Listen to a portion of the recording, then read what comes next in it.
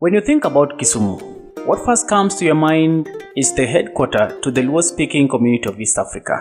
The presence of omena, tilapia, the Ahero rice irrigation scheme, the famous Dunga Public Beach, Dunga Hill Camp, the mysterious Kit Mikai of Seme, the Kisumu Impala Park and the Kisumu Museum. Some even perceives Kisumu as the political turf to the former second Prime Minister of Kenya, Raila Odinga. There are those who sees Kisumu as the gateway to Kogelo village, the ancestral home of the former US President Barack Obama. Even so, there are those who sees Kisumu as the trade and transportation hub to the Great Lakes region of East Africa. Hello and welcome, this is Koima Africa, and today we are at Hippo Point where we found one of the boat owners at Hippo Point.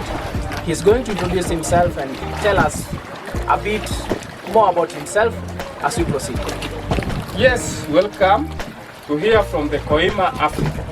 This is John Raila from the Hippo Point. Not the origin name of that Raila, but I inherited name that from my father who died. So I'm the son of the Raila who born in 1937, years back before Raila born. So I'm at Hippo Point. I'm the vice chair of the Hippo Point, and also I engage in the boat riding, and I'm the boat owner. You are welcome. I'm so grateful. And Mr. John, yes, sir. I've heard that you are John. I'm also John, though my brand name is Koima Africa. So I'm grateful that you've given us a chance to have a chat with you. So we'll go straight to our discussion of today. So, Mr. John, how long have you been on sea tour travels? Yeah, it is very long because me, I did my Form 1 in 1991. 1992 is when I was defeated. They enabled me to finish the Form 4. So you did not finish So I almost finished the Form 4. But I was a hard-working person. That's why I decided to come to the lake. She's our backbone, the good people. I said, I'm a historian, and I said the history is the brutality of man's experience from the past to the present, and we see that our gift is the Lake Victoria. So I decided I was very proud. If I do not have money, but I still have the gift here, it's the Lake Victoria. So I decided to come to Lake Victoria. What my grandfather. You've said that you terminated your education at 2 level. Yes. So from 2 level, I'm trying to imagine a young man who has dropped school and has decided to venture in lake travel. Did you go for any kind of training, maybe? After a lot of training, I'm very happy. Now they call me as a professor in various ways. I developed, when I started this tour, there is not any tour.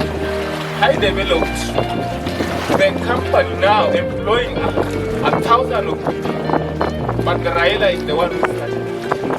I moved to various training being organized by our government. Capacitated training to have the certificate of participation. I'm being trained on water sports. That's another second step. Because the first step is the fishing activity. The second step is the tourism. The third step now the sport, because the lake is also another environment.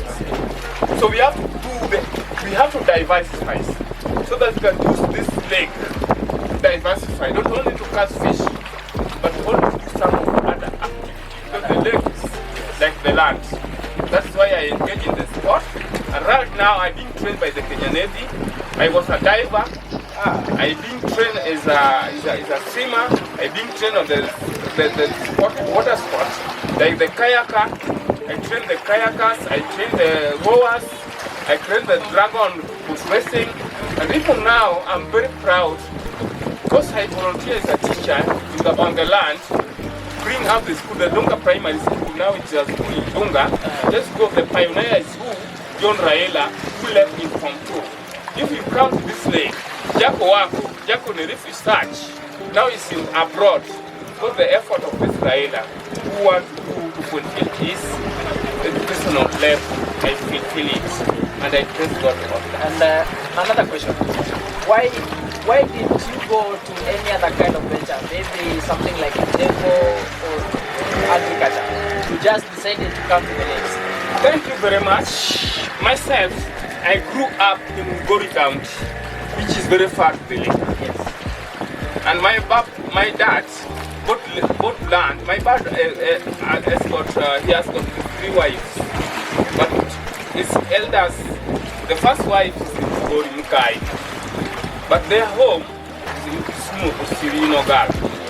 But he used to narrate me much about this lake. But this lake is their backbone. That is when you were young. That make me have interest on this lake. That this lake, there's something in this lake. It's very great. I grew up as a farmer, but through the word from my father, as you sit here, through your word can admire me. See, if my grandfather can do this, I have to follow the footsteps of my grandfather. So I admire this lake. I'm very happy with it. I'm very happy. This is a Luo symbol. As a Luo, I'm very happy to be here. Even I'm very happy. I used to tell even my children, but if I can be buried in the lake, it can be my pleasure. Mr. John. Yes. As we are continuing, I'm seeing there's a lot of turbulence or a lot of waves in the sea. Is this the best time that someone can dip into the lake? That's a very good question. But as a professor, now I'm a professor. I'm a professor, and I'm very happy to be called a professor. The lake, I can advise you, if you want a very good venture, in the morning hours, because the lake we have got the 2 types of winds, the land breeze and the lake breeze. The lake breeze is very powerful in the daytime than the land breeze. So now, the land breeze will stand from this side, this is the eastwise, but the lake breeze from west side. The lake breeze is very strong because it's a wind from the lake, making the water to be disturbed. Can just disturb you, can make somebody to vomit. But the land breeze is a very cool lake, making the fishermen to move very slowly to their fishing points and to do their process of fishing. After finishing, God knows how it plans things. The lake breeze will come, begins with its stubbornness, make them come very fast. So God has planned for the Luos. They know that this is my road, but the lake breeze will make them to come very fast to the land for to sell their products. That is what I can just advise. If I'm at tourism, if I want to take you as a tour person, just come in the morning hours, whereby you have got the land breeze. You have just said that through the training that you've got, Yes. you helped equip others get some training also. Yeah. And you say that you created job opportunity to other people. Yes. Do you have other boats that are situated somewhere else, or you are just located at Myself, at Hito Point? John Raila, if you go Dunga, first I want the chairman. People love me. Even just recently, I could be involved in the politics because of the work. I do not have anything, but people love me. I'm a creator. I'm the one who is idea predict what can help the bottom up. That's why in Tonga, I brought a school, I volunteer. I said this place that has got no school. I create the tourism. Here I take the tourism. I develop the tourism in the environmental issues to educate the people. So I'm the chairperson, the overall chairman, the friend of Tonga, and this is the CDO on cover. That's what the scope that connecting people because of my effort. And our affiliates, we are affiliate group. Nature Kenya is a group. This is our arm in Nairobi. But Dunga's friend of Dunga Swam is the arm to the Nature Kenya, and it's the side support that assisting the Nature Kenya in conserving the endangered places. Like we have got some of the endangered places with the special cases whereby we have got some of the birds where if we lose them, we cannot receive them again. But we have to preserve the environment, like the papyrus places, papyrus swamp. But people take the swamp as the man, they have got no control. But we are educating our community to serve them because of those special. Like now we lie in the swamp of Lunga Swamp, which is the IBA number 037 in the country, which is well known and mapped all over the world. Because of some of the species, which is the papyrus gonolek, that's a bird that's attracting a lot of tourists. Caropas scola, white-winged warbler, attracting a lot of people to come all over the world. And this place is being mapped because of only those birds. And it's giving us the strength to educate our community for them to be conserved, not to be destroyed. Do you have some other boats in other places? Yeah, Just yet. we have as me as the chairman, how to empower the community. That is why we have this is our uniqueness. So like approximately how many boats do you have? Right now, I'm controlling about 35 boats, tourism boats. On a bad day? Yes. Like wewe kama mtu wa tour and travels ndani ya maji. Approximately. As we continue, Mr. John, are there occasions when you felt like your life was in trouble since you began? Yeah, there are some of the cases, especially during when the water ice blocked this bed, my life should be in trouble. Because our boat, we cannot do any activity. And it's forcing us to migrate to some of the places where we can access the water. And have you ever sunk? Maybe when the turbulence are too strong? Yeah, it was once after coming from training, when I came with the sailing boat from Mageta Island, when I sank before the Kindu Bay in a very deep water. But it's the one, because we have got 4, who has got no how can they swim? They have the capability of swimming, but due to the training and the skill that we have, I have to save their life. My brother knows how to swim properly. We had him on board, but I tried to save this person. There's no life. So, ever since you began the on-water travels, you've never lost a passenger on board? Even this my place, even this my people, because I used to talk to them, is a man who's being well trained by the Kenya Navy, has to train them. You have got to refresh the process, how to take them to the swimming pool, how to tell them how they can save people, how they can resuscitate. After somebody sank, there's the time that the life can take, so it's gone to the kingdom of God. We currently are living under the dispensation of COVID-19. What are some of the challenges that you, as a person who is in tourism industry, faced during the COVID-19 era? Before the lockdowns and the regulations were... Before that, first of all, we have to see how this thing affecting others, because it started from somewhere, not within this our country. But we have been seeing on the phone, on the media, like the China where it started from, like the Italy. It was very like America, how they lose a lot of people, the life lost. So it was a very big fear that making us just physically to see and to make you to have fear. That fear, we have to love our guests.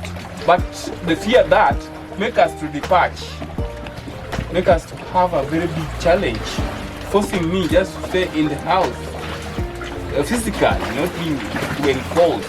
not because of the lockdown, because of that fear of the life. So how did it affect you as a person Economically, especially in this tourism industry, because of that fear, I fear you. The lockdown is there. So I have to get into the house whether I'm suffering. My boat cannot run. There is no people. There is a lot of tear gas. Because the president directives, you have to follow. Because it is the symbol of the country, the symbol of unity. So we have to see and we have to hear its directive. Level that it can help the local people within. Are you getting that? Now we had Lake Naivasha has got receiving a lot of visitors because we used to hear from these visitors, from this tourism, but we used to narrate some of the conversations because you know the world is the world of competition. People can just politicize, you know. So that is what we urge our marketer. We have to be transparent. Say the Lake Victoria, to give a very good history of Lake Victoria, so that the people living along Lake Victoria can just improve their life economically. Because now the people in Lake Naivasha, which is a very small lake, because Lake Victoria is the largest lake in Africa. The Lake Victoria is the second largest lake in the world. Even us locally, its name, Victoria is the Breton name, but like Lake Nolue, like Lake Nyanza, has to be defined by our local government, because now we have got the unique thing that we have got the local government in the place. That is what we urge the marketer to apply, so that we can just improve our life. So there's a question that I forgot. Ever since the commencement of county government, have you ever received any kind of support from the county government? Yes, I can say, especially on terms of sports, with the governor, I like the Professor Anyanyongo, is my governor. When I work hard for that professor, I just say he's a very good man, can make changes. We people support his government because he did a lot. Just in case of the sport, he used to fund.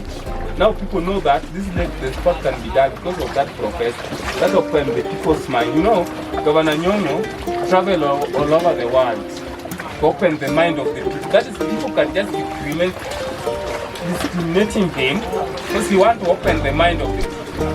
As we part, or as we go, what are some of the challenges you're facing currently that like those said what they are? The challenges we had, especially, I'll just be specifically, not in fishing, but in tourism. I need the world to know that the Western Circuit is very great. Let it be markets. We need a lot of tourism. Let us market our Lake Victoria, which is the second largest freshwater lake in the world, for people to come. Lake Victoria is very safe. There is a very good things on it.